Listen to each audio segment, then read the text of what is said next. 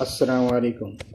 قرآن حکیم میں ارشاد ہوا، ان کا بدلہ ان کے رب کے پاس ہمیشگی والی جنتیں ہیں جن کے نیچے نہریں بہہ رہی ہیں، جن میں وہ ہمیشہ ہمیشہ رہیں گے۔ اللہ تعالیٰ ان سے راضی ہوا اور یہ اللہ تعالیٰ سے راضی ہوئے۔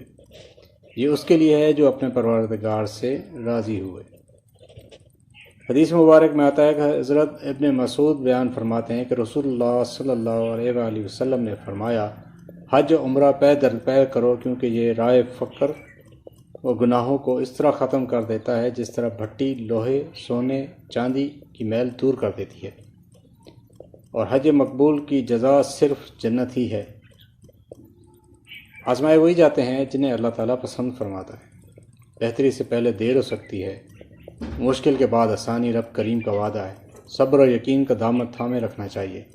اللہ تعالیٰ آپ کو آسانیاں عطا فرمائے، آسانیاں تقسیم کرنے کا شرف عطا فرمائے۔ جزاکم اللہ خیرہ۔